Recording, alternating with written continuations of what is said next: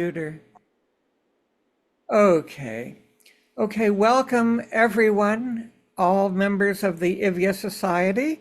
My name is Thomas Garber. I'm in Forest Hills, New York, and this is the June 19th, 2024 meeting of the Ivye Society. So, in the tradition of all the meetings that we always held in Brooklyn, first we will light a candle. They used to light 5 candles. I'll just light one.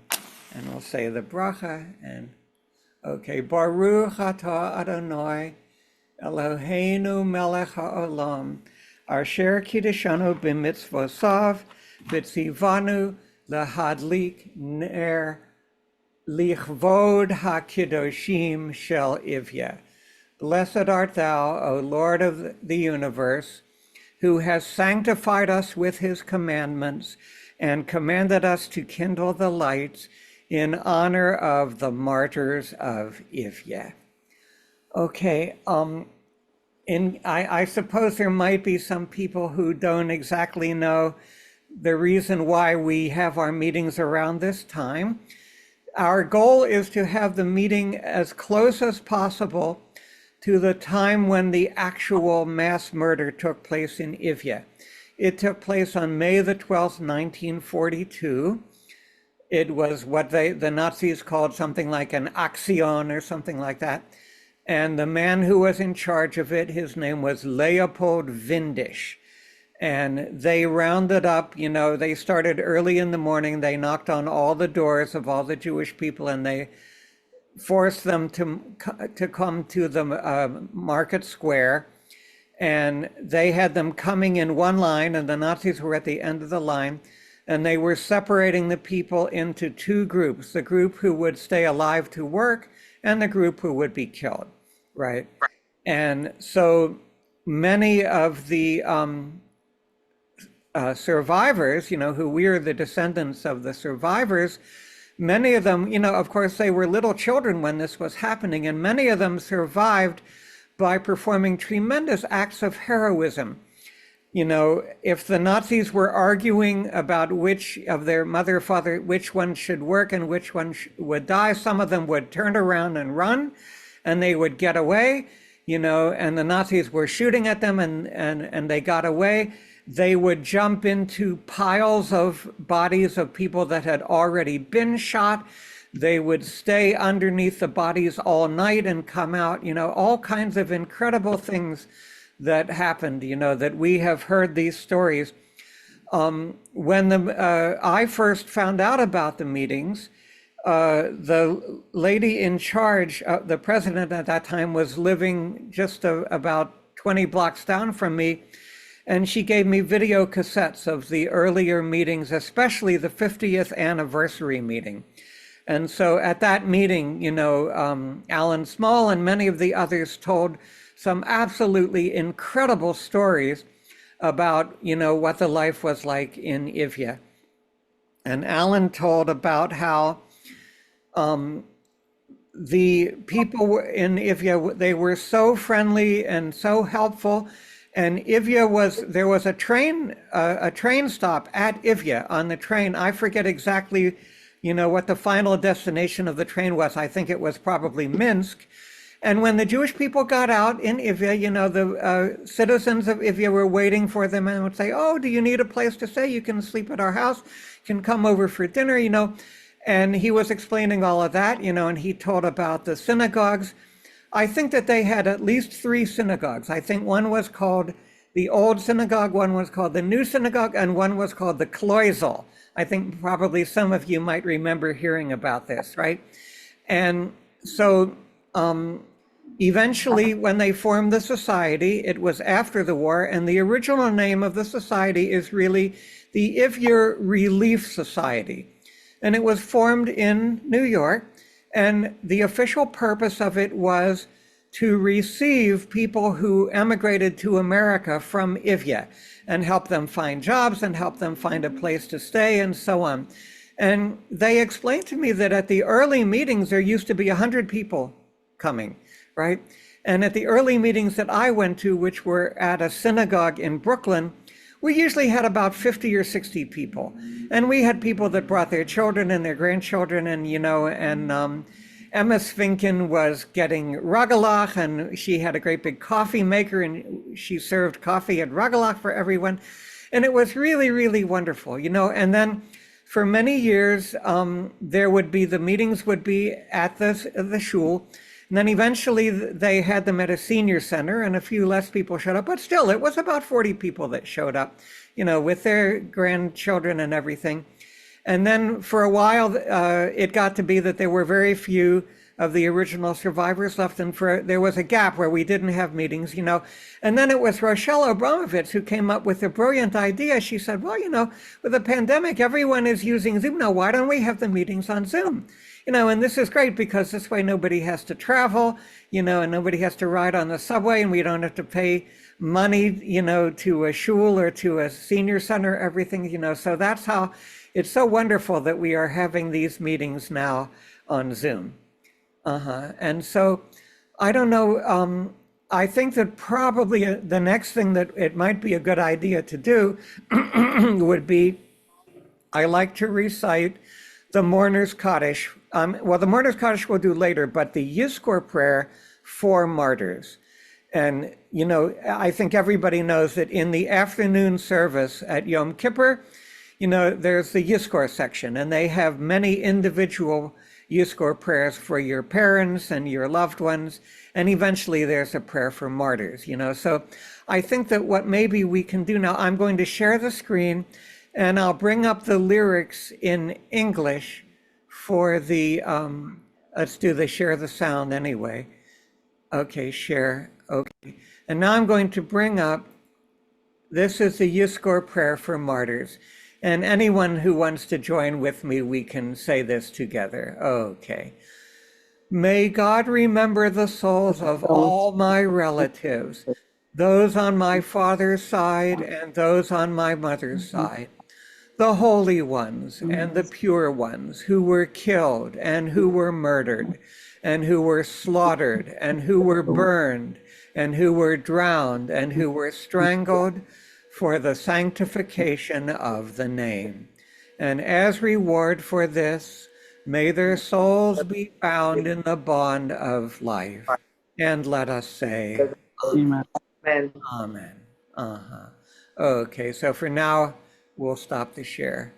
Okay, so I'll give everyone a chance now. If there's anyone who has something they would like to share with everyone, please go right ahead.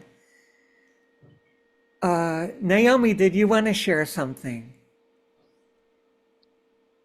No. Oh, okay. So the next one on my screen is Elena. Would you like to share anything right now? Not really. Oh, okay. Not now. Oh, and we have Luba, and right now, Luba, you're muted. If you want to share something, you could unmute. Oh, okay. Do you want to share anything? Oh, okay. In that case, I'm sorry, I'm sorry, the name is not listed. The man who's listed as just it says Galaxy tab A7, if you would like to share something else. Thank you so much for sharing about the mic. That's Michael. Alan Small. Oh, that's Michael. Okay. Thank you so much for sharing about Alan Small. We will all miss him dreadfully. He was absolutely a treasure. His memory will live with us forever. Absolutely forever. Anything else you would like to share now? I'm just glad that I'm connected with my cousins in Minsk. Oh, beautiful. Because her father, like I said, her father and her aunt were born in Ivye, and when we went to Minsk, they drove us to Ivye. So, her grandfather was my father's first cousin, and he was, I guess, one of the few remaining Jews that stayed in Ivye. Yeah, I don't know exactly. I think a lot of the older members will remember this. Maybe some of the newer members might not know this. We have, living here in New York on the Lower East Side, we have the internationally known choreographer Tamar Rogoff. Right. And her family was all from Ivye. And at the time when she was living here, this was in about 1993, she actually didn't know about what had happened with her family. The only thing she knew was that her father, he was the doctor during World War II for an elite fighting group they had that was called Merrill's Marauders. And it was kind of like what we call the Special Forces now, right? And so she found out, eventually she found out about the Ivye Society, and she went there. And they showed her the Yizkor book, and they showed her the pictures of all of her family members and the list of the names of 40 of them that had been killed in Ivye.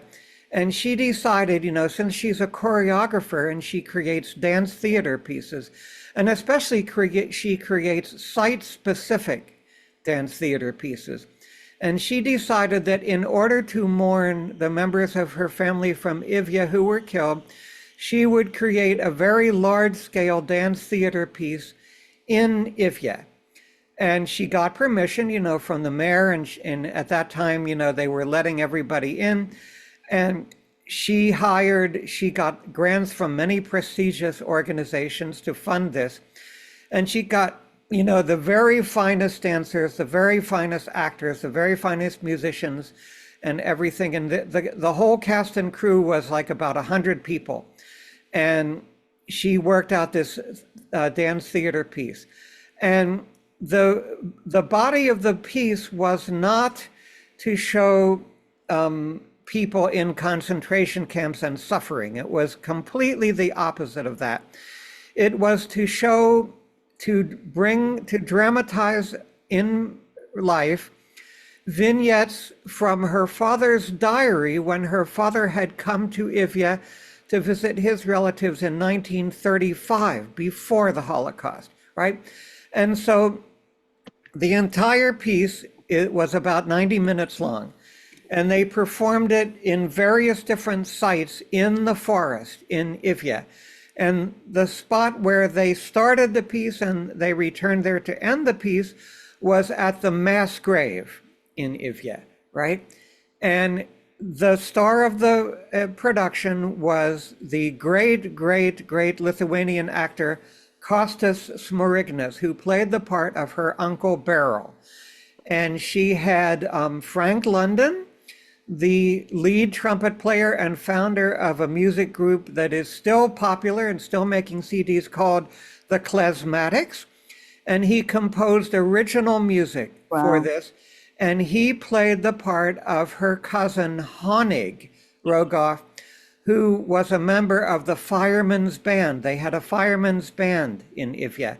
My grandmother used to tell us about the firemen's band. And they had an amateur theater group in Ivye. And so there's a scene in her production where the theater group is having a rehearsal. And they're rehearsing the dibuk, right? And one of the actresses comes in a Japanese outfit. And so the man playing her Uncle Beryl says, Meshugana, why are you coming for a rehearsal of the dibuk in a Japanese uniform? And she says, I thought we were rehearsing the Mikado. And he says, oh, no, we're not rehearsing the Mikado, we're rehearsing dibuk today, right? And so then there's a part where they're supposed to dance, right? And the actors, they try to dance, and Uncle Beryl says, no, that's not how you dance, And so they had a woman who was who lived in Ivye named Sonia. She was older. I don't remember her last name. And he says, Sonia, you show them how to dance, right? And so Sonia shows them, and then they all understand, and they're all dancing, right? And then there was also a wonderful scene where the rabbi comes, and when he comes, the other younger people from Ivye are carrying him. He's sitting in a chair, and he's on a platform, and they're all carrying him on their shoulders. And then he comes in, and he tells about how when it really happened in Ivye, it was around Passover, right? And so he tells them the whole story of how many of the people were afraid to go across the Red Sea in the dry land. They were afraid the water was going to come and cover them up. And he's explaining how there was this one man, I can't remember his name, who had enough courage to do it, right? And so one of the dancers imitates this courageous man stepping his foot into the water. There's just a little bit of water left and then it's all dry and they go across. Anyway, it was absolutely a wonderful production. And then eventually she made a documentary movie of it, right? And, she's telling about how they had a hard time, going to the market to buy eggs and flour and milk and everything to make blini and to make blintzas for everybody. It's an absolutely wonderful, wonderful film. And she has made many other productions since then, but the highlight of her entire career was this production. And the name of the production was simply the Ivye Project, right? And you see them getting on, coming in on the bus, and getting out of the bus, and going to the forest. It's absolutely wonderful, wonderful production that she created, right? And at that time, many of the Jews left, and went to Israel. And there was a man, I believe his last name was Shapiro, and he was the cobbler in Ivye, in the earlier days, and he stayed, right? And I think, for many, many years, and then I believe he also eventually went to Israel, right? And so at many of the meetings we had in Brooklyn, she was there and she would tell all about it, and she was selling copies of at that time it was a video cassettes of her movie, and then now she has DVDs, and I made a DVD myself and I could burn copies and I could send to people. I don't know if she would like that, she would probably prefer that everybody would pay, but maybe we can sort of keep it a secret, and I could send anybody who's interested, I can burn you all copies of her movie and send it out. I think that she wouldn't mind if the actual Ivye Society members have it. So anybody who wants it, I'll send an email out to everybody and I'll tell everyone, if you're interested, just let me know your mailing address. I'll burn you a copy of the DVD and you can watch the movie. And you can see how fantastic Kostas Samarignas is performing the part of her Uncle Beryl. And he's speaking in Yiddish and they have subtitles, and he's speaking in Russian and they have subtitles. And he had to learn Yiddish, And the man who played the rabbi, his name was also Rogoff.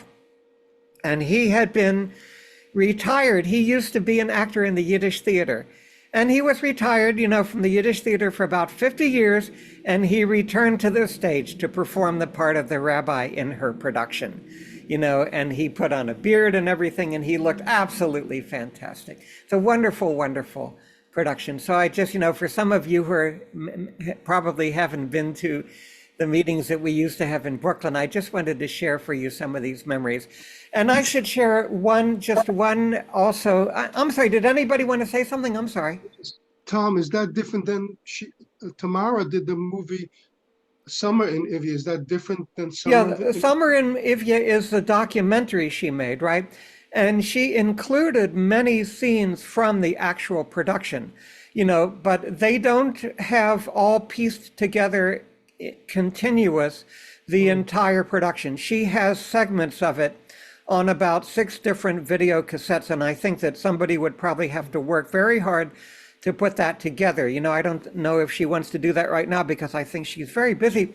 Just about in November or so, she was hired to be the choreographer for a Yiddish theater production that they put on, with the Volksbühne Theater. It was, the Volksbühne Theater is the only surviving Yiddish theater in New York.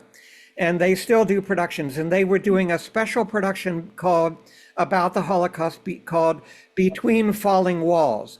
And they hired Tamar to be the choreographer. And I missed it because I was sick at that time, but everyone says that her choreography was just absolutely wonderful. And she's busy. Yeah. Oh, you saw that. Oh, wonderful, wonderful. It must have been terrific. It was called Amid Falling Walls. Amid Falling Walls. Oh, I'm sorry. Amid Falling Walls. Yeah. Okay. So I think that she's very busy right now, and she probably wouldn't have time to piece together the entire production, but I'll mention to everyone one of the absolutely it tears your heart out, one of the incredible scenes from the production that she included in her movie. And in the scene in the movie, what you see on the screen is there is a couple from Ivye, and they are walking slowly towards a couple, I believe it was, who live in Poland. And the older couple from Ivye, they have with them a silver samovar. And they are handing the samovar over to the younger people from Poland to take to Poland and keep it safe, right? And the old woman who is handing over the samovar, she's a real Holocaust survivor, and she's a real member of Ivye. And it was stylized for the Tamar's production, but what really happened was this woman she was being handed over as a young child to a couple to go back to Poland to keep her safe. And so when in the production, when she's handing the samovar to the young couple, you can see on her face that she's reliving what really happened, that it was really herself as a child that she was handing over. So that's just an absolutely incredible scene. And they wrote about this in the newspapers in Ivye. And the entire time, like whatever it was, about 4 or 5 months altogether, with the rehearsals and the production, the top story on the news every single night was the Ivye project with Tamar Rogoff. It was absolutely an event like nobody had ever seen in Ivye, and of course nobody's ever seen a production like this in the entire world. And I was going to also share with everyone one of the stories about the life in Ivye that Alan Small shared in their 50th anniversary meeting. And he said, of course, that many of the people in Ivye, they really didn't have much money. And many of them really did not have enough money to actually buy a challah or buy all the ingredients and make a challah for Shabbos, right? So they had a little organization of young girls, and it was kind of like in America, where we have the brownies. And they, and what they would do is, on the Thursday before Shabbos, they would go around to the houses of the people who did have enough money, who had a challah, and they would slice off slices of challah and collect them in little bags. And then during the day on Friday, the little girls would bring a slice of challah to each of the families, who didn't have enough money to have a challah of their own for Shabbos, and so it's just so sweet and so dear and so wonderful that he shared this memory. And he said, that's how it was in Ivye. Everybody helped everybody in Ivye. It was just a wonderful, wonderful place. And Tamar explains about how, what she learned about Ivye from her father was all the smartest people in Belarus came from Ivye, all the funniest people, all the best educated people. She just knew that Ivye was a very, very special place, And so anyway, I'll send an email to everybody, maybe tomorrow or something like that. And anybody who's interested, I'll send the list of the tapes available of the testimonies, and also anybody who wants me to burn them a copy of her movie, Summer in Ivye, I will be happy to burn it and send it out to all of you. Okay, so I guess what I would like to do now is I'll share the screen again, and I'll put on the recordings. I don't have a picture of my great uncle Eli, but I'll share the recordings of him singing. Can I say something? Of course, yes. I just send you on your messages. I don't know whatever I have. Pictures from Ivye. I just got it from Israel. It was on May 12th. The Belarusians, the whole ceremony over there. So I texted to you on your message. So take a look if you got it. Yeah. You don't have your WhatsApp or your telephone number, so I couldn't do it. So I did the message. Check, please. Yes, I will, and I'll download them and I'll send them to everybody. Take a look. Maybe you can give it to people because it's okay, that's beautiful. I will get all the graves over there and the people and the flowers, the way they stand. They really preserve this.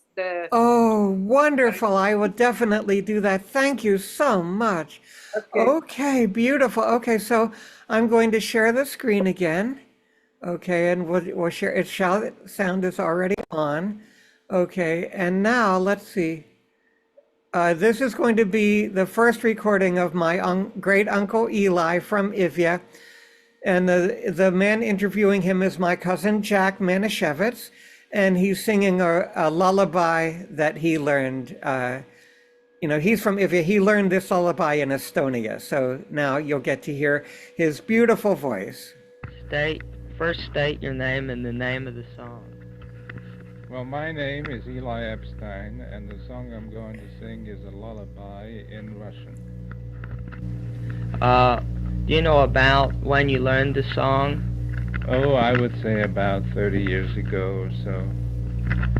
Where did you learn it, and from whom did you learn it? Oh, I learned it in Europe, in Estonia, and I learned it from the family. Do you know anything of the origin of the song?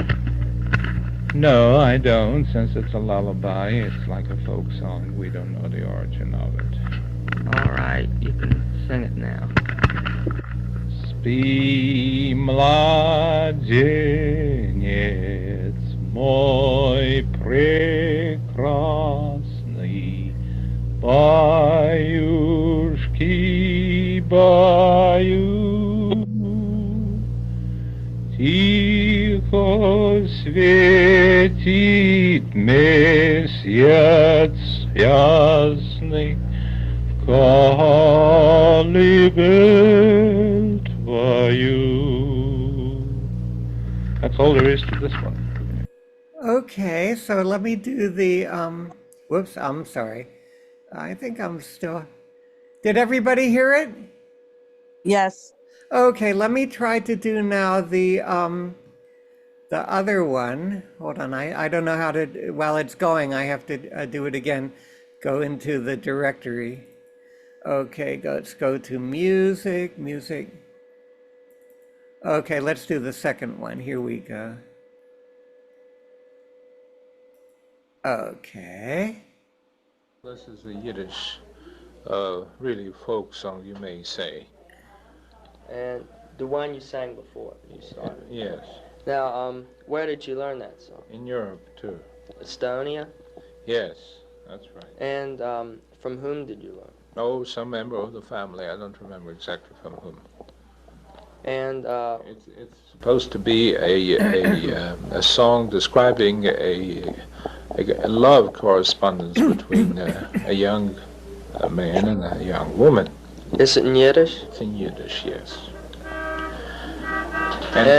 Yes. And what year about did you learn? Well, this is shall I say, about 35 years ago.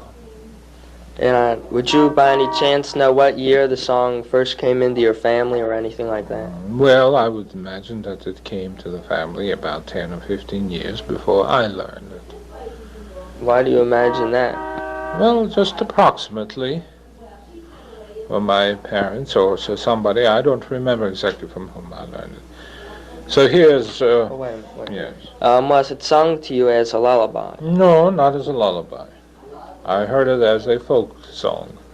Just a song without the name of an author, and so that makes it a folk song. All right, you can sing it. Afgas zaza veruche kaltunos. Mein Herz ist mir zu riesen wie Aschmate. Von mir dein kahles Latte. And now he answers this letter in Yiddish too. So he writes to her. Ich hab dir lieb, wie Pesadigen Rossel. Ich hab dir Tage lieb, alle Mädler seinen bei mir Possel. Von mir dein Rossen Jossel. That's all. Oh. That's all there is to it. Okay. And so now I'll play for you my grandmother, Bessie Ginsberg, and you might say, okay, well, Ginsberg was her second husband. She was in the Epstein family, and she married Israel Garber, my grandfather. And then after he was killed, eventually she married Mr. Ginsberg. So first, let me show you. This is a photograph of her and Israel Garber around the time they got married. And you can see that she was beautiful, and Israel Garber was a very handsome man, right? And let me find for you the, let me see, we can close that one. And now let me open for you the photo of the way she looked when we knew her. Whoops, I'm sorry, I moved the candle. In Pittsburgh, hold on. When she was much older. Okay. Oh, I'm sorry, that's not the one. I'm sorry. Let me try again. My fault. Open. It's Bessie 2. Bessie 2, Bessie 2. That's the one. Here we go. Okay, let's see, I can make it a little bigger. It's not a very good photo, but anyway, that's how we remember her. You might say that this looks like, your relatives and so on from Ivye. I think that, she has a particular facial expression and everything and the way she has her hair and the dress she's wearing. She was born in 1880, and she lived with us in Pittsburgh until she passed away in 1963. Okay, so let me see now. Oh, I must have closed the music. Let's close this one. And I'll put on for you her singing Brivala der Mammen. Does everyone, anyone familiar with that song, Brivala der Mammen? I can just tell you the story if you're interested. It has 3 verses, and it's about a mother who lives in the old country, right? And let's see, this isn't the right order yet. And her son is going to America, right? Let me pause it. Now first. I'm sorry. And she says, when you get to America, don't forget about me. Send me a letter every week and let me know how you're doing and everything. And when he gets to America, he forgets all about her. He gets a good job. He gets a beautiful house in New York. He has 2 children. And she's sending him hundreds of letters, and he never sends a single letter back, for years and years and years. And she doesn't know what happened, And so then the final verse says, eventually, the postman, comes and says he has a letter for her. And the letter says that her mother passed away, right? And he's so sorry, and so then, he's going to, the last verse says he's going to say Kaddish for her, and she'll hear the Kaddish in heaven, and she'll be consoled, So it's a heartbreaking song. It was very, very popular when it came out, probably about 1900 or something like that, And so my grandmother is singing it, all 3 verses in Yiddish. And the man asking her every question is my cousin, Jack Manischewitz. So I'll play you now the recording. Tell your name first. My name is Bessie Ginsberg. And the first song is Brivala der Mammen. Brivala der Mammen. Now, say where you learned the song. I learned the song in Ivye. That's the name of the town. And did you learn it from any one particular person, or did everyone know it? Well, I tell you the truth, I don't remember who I learned, but I learned it for myself probably. Maybe I heard somebody sing, but I don't remember who it was. Would you say most people knew it around there? Well, not too many. And could you tell about what year you learned the song? Well, I came here in 1906. A long time ago. Oh, yeah. Could you tell me about what year? Well, 1906. Oh. Or when did you learn the song? Oh, well, I learned it probably 1905. Right before I came to America. Before you came. And did you ever hear the song anywhere else besides in that one town? No, well, I've heard it already. People singing here in America. You heard it here too? Yeah. But the main place you heard it? It's in Europe. Was in Europe. Yeah. And do you know the complete song? Can you remember it all? Oh, yeah. Yes. All right, sing. Mein Kind, mein Tracht, du forster Weg, se sei ja Kinder Mutter, ich bet mit Tränen, wenn mit Schreck, dein Getreie, liebe Mutter, du forst mein Kind, mein einzig Kind, a Riber weit, über Jamen, soll kommen hin, frisch und gesund, und nicht vergiss, und dein Mamen, oh vor gesund, und komm mit Glück, se jede Woche, a Brivele schick, deine Mutters Herz zu erquicken, a Brivele, die Mamen, sollst du nicht versammeln, schreib geschwind, mein liebes Kind, schenke die Nachome, die Mama wird dein Brivele lesen, und sie wird doch werden genesen, heilt ihr Schmerz, ihr bitter Herz, erquickt ihr nur go die Nechome. Das 8.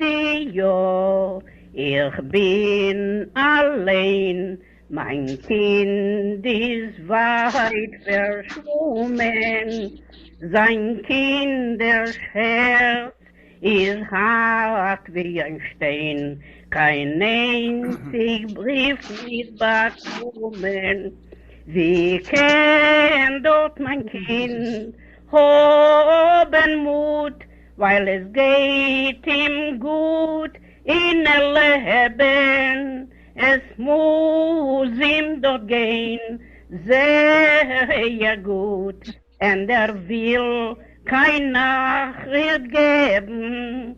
Ich habe mir übergeschickt, 100 Brief, und hat dort kein Schumbegriff. Och meine Wunden seien tief,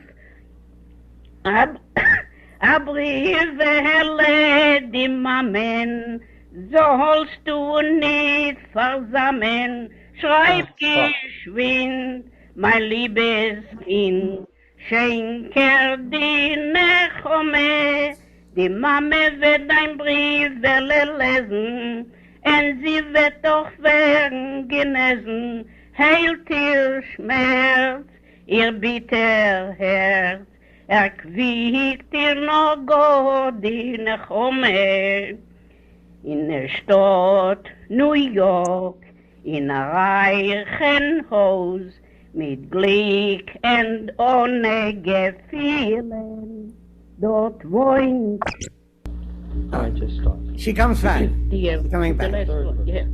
In Stadt New York, in a reichen Haus, mit Glück und ohne Gefühlen, dort wohnt ihr Kind und lebt sehr gut, mit a glückliche Familie, a schöne Frau, und Kinder zwei, mit lichtige Gestalten, und wieder wisst den Quell von die Kinder zwei, hat ein Brief erhalten, I don't know why my picture is not here.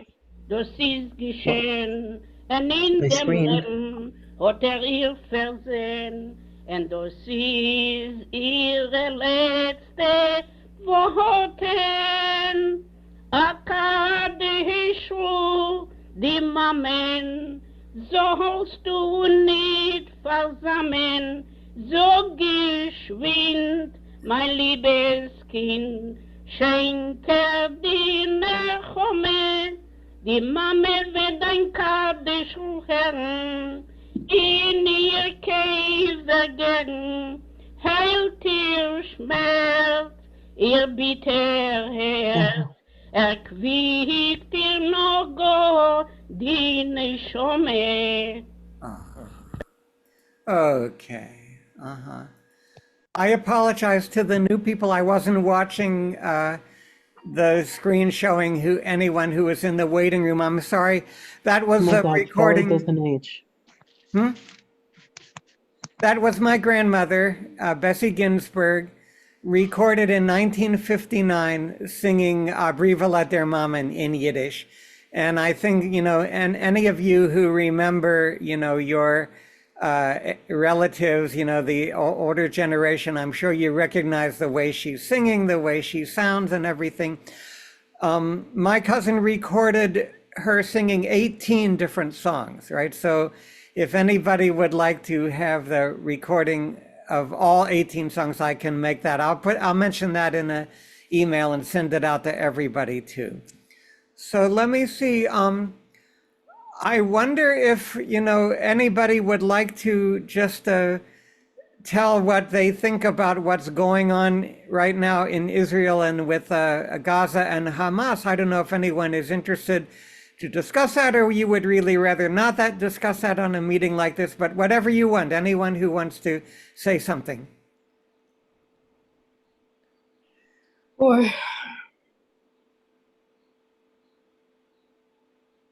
I remember, many times over the years when I was a child in Pittsburgh, and all of the different wars that were going on in Israel, and my mother used to explain to all of us, me and all my brothers and sisters, he said, it's almost impossible for us in America to really put ourselves in the shoes of the Israelis. She said, what would we do?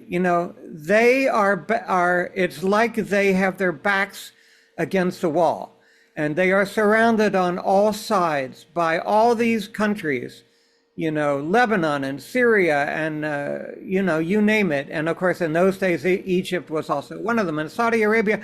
Every one of them wants to push Israel into the sea. And she said, and until you would be in a situation like that, which we have never been in America, you can never really fully appreciate what they do and why they do it, their motivations, their feelings about it over there. And I think that of course, she was absolutely right. And so she used to tell us all this over and over again, every time there was any kind of trouble going on in Israel.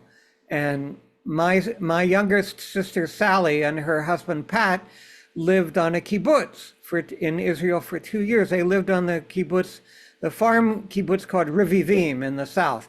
And they were there, during the time with all the attacks with Saddam Hussein and everything. And, they described to us in detail how they had to go into these sealed rooms, where it was hermetically sealed so that if there was any poisonous gas and everything, that they were protected and they wouldn't breathe it. And all of this stuff that they went through over there, So I think that it's very, very important for us to try as hard as we can to, understand the lesson that my mother was trying to teach all of us when we were children about what's going on over there. So if there's anybody who has anything else they wanted to say about it, you're perfectly welcome to. Nothing to say. Okay. Yeah, maybe it's not exactly the appropriate thing to talk about at this kind of a meeting, but what it also illustrates is that the anti-Semitism is alive and well on the earth after all this time. It goes back hundreds of years. I read many books about this. There were people who said that the Jews poison wells, and there were people who said that they kidnap Gentile children and they slaughter them and they use the blood to make matzah. These things have been going on for centuries. It's been going on for centuries, right? And it seems to be alive and well, And of course, the fact that it's even alive and well here in America it's really, really frightening. It's absolutely terrifying, And my father was an atomic scientist, right? And the first job that he got outside of teaching at a university was he got a job with Westinghouse, and they were designing the very first nuclear power plant in the world. And it was in Oak Ridge, Tennessee. And the reason why they did it in Oak Ridge, Tennessee is because they needed a lot of electricity, and the electricity was very cheap because of the Tennessee Valley Authority. So I was born down there in Tennessee, and that's what he was doing in Tennessee, right? And my mother said that, she would go to these different groups, to the PTA meetings at the school and so on. And there were people who told her I should probably just tell you one of these things because it's very, very upsetting. She said there were people there at the meeting from Tennessee who said the reason why Jews wear yarmulkes is to cover up the horns. And this was in the 1955 in the United States of America, so it just goes to show you, it's alive and well, and it's absolutely terrifying to just even contemplate this, so that kind of thing, when and the whole, the Holocaust and all the rest of it, it just goes to show that it's something that did not end when the Holocaust ended.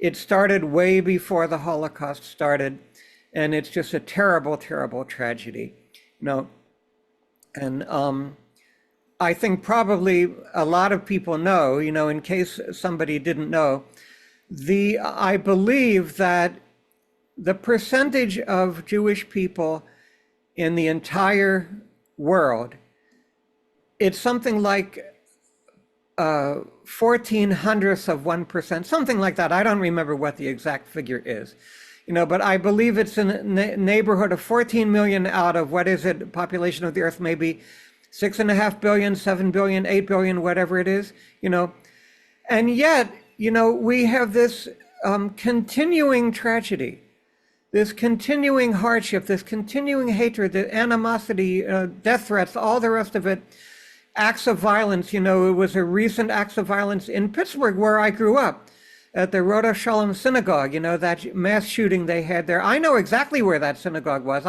That was the finest synagogue in my neighborhood in Pittsburgh.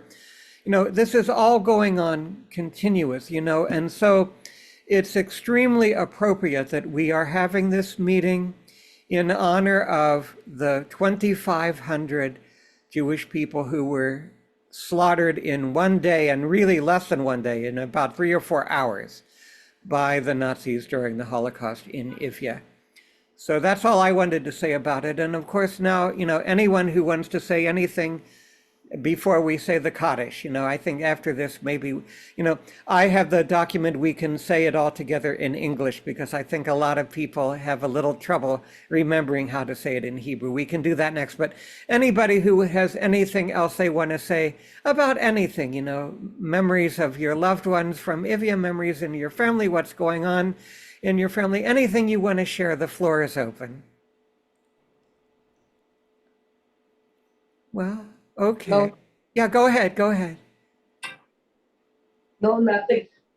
Yeah. Oh, all right. Well, in that case, I guess what I'll do is I will share the screen again. We have the sound is on share, and I will bring up the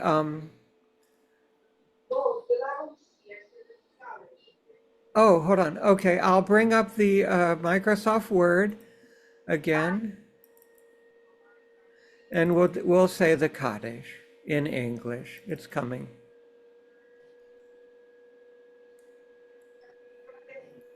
Let's see. Kaddish English. Here. Okay, I'll move it down when we get to the later part. Okay.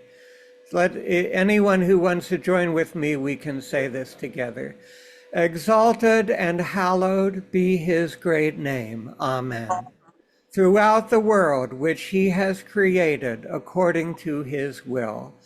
May he establish his kingship, bring forth his redemption, and hasten the coming of his Moshiach. Amen.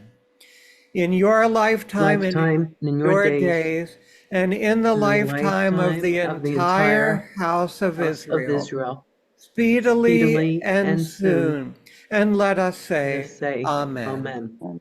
May his great His name great be name blessed blessed forever, forever, and and to to all all eternity eternity blessed. blessed. May his great name be blessed forever to all eternity. Eternity. Blessed, Blessed, praised, Praised, glorified, glorified, exalted, exalted, extolled, extolled, honored, honored, and and adored. Blessed be he, and lauded And be the lauded name of the name of the Holy Holy One. One. Blessed be he. Blessed be he. Amen. Beyond all blessings, Blessings, hymns, praises, praises, and consolations that are uttered in the whole the world. whole world. And let And us let us say, say, Amen. may there May be there be abundant abundant peace peace from from heaven heaven, and a good life for for us us and and for for all all of Israel. Israel. And let And us let us say, say, Amen. Amen. He who Who makes makes peace in the in heavens, heavens, may he may he make make peace for peace for us us and for all Israel. Israel. And let And us let us say, say, Amen. Amen. Okay. Okay, so I don't know if anyone else has anything else to say, if we should end the meeting pretty soon. Anything that anybody else wants to share, please, you have your opportunity now. Tom, Yes, I'd like to say, I know I was very late because it's I was having okay. trouble. I was having trouble getting on, Yeah. but I don't know if you discussed Alan Small passing away today. Yes, we did briefly, already and did. thank you Okay. so much. Oh my, we will all miss him. Oh Yeah, my, very oh my, much. oh my. I Yes. really tried. I was in Florida for 6 weeks. I tried to go meet him, but he didn't have time to see me. But I got to see his son Larry and his daughter-in-law yeah. Abby. Oh, that's wonderful. And I spoke to Larry this morning because Michael told me. My cousin Michael told me that he had passed away Yeah. because I knew he wasn't feeling well. Oh my, oh my. He was a wonderful man. He helped Yes, absolutely yes, wonderful. he yes. helped my Yes. son with his future. My son Yeah. started in an line. He was 15, 16 years old. He helped my brother. Yeah, he was amazing. I'm broke. And of course, he made it his sacred obligation to share all of his memories and all those recordings all over the place. Yes. You know, it was, and when he recounted these things, it was like it just happened yesterday. And his mind was completely sharp about this all the way. There was It was very sharp. no dementia whatsoever. He was, you know, just the fact that he lived to such a long age is just absolutely tremendous. You know, my grandmother was about 80 when she died from colon cancer. You know, and you know, of course, everyone knows, you know, that they didn't know in those days, you know, which kinds of foods were unhealthy and all those kinds of things. You know, but my goodness, Alan lived to be what was it, about 100, something like that. No, he was About 96. My mom would be was 100 last year, and he was young for a couple years. So no, I think late I think 90s. Michael's right. He was 96 or 97. 97. Yeah, Right.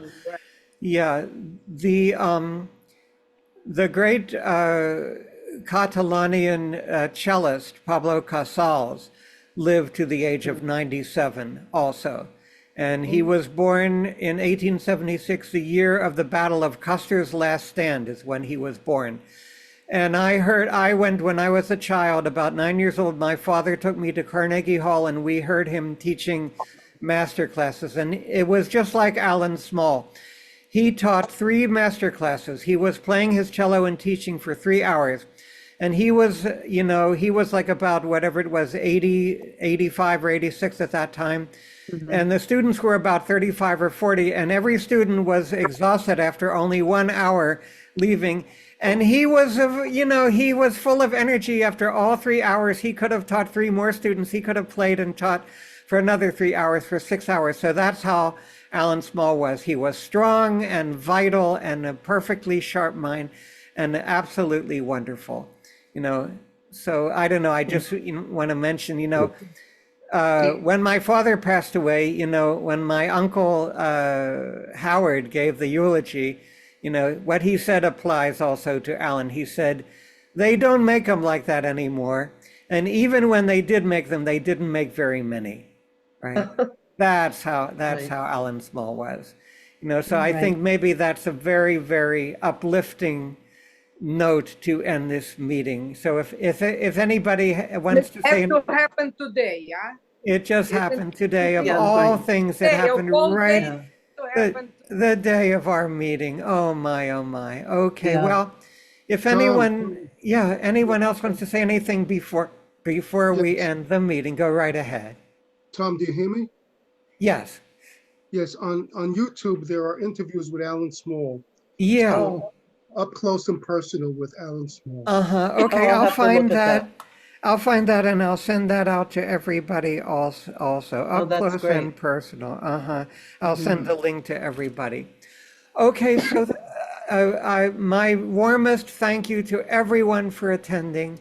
And thank we you. will do this again next year. Thank you You for know. organizing Oh, all. yes, thank you so Oh, much. you're quite welcome. It's my honor and my privilege to do it. You know, I wish we could say Hashanah Haba Yerushalayim. I guess it probably won't be, you know, but it will be on Zoom, you know, with me here in Forest Hills, New York, and for everyone to join from everywhere where you are all over. So I'll just leave and I'll just announce it once again for the sake of the people who will be watching the recording, which I will upload to YouTube. We are now finishing the Ivye Society meeting for May 19th, 2024. So thank you, everyone, and I'll wish you Okay, you stay Yeah, well. thank you. You stay Okay. well. You look amazing. You look. Oh, you look thank you. great.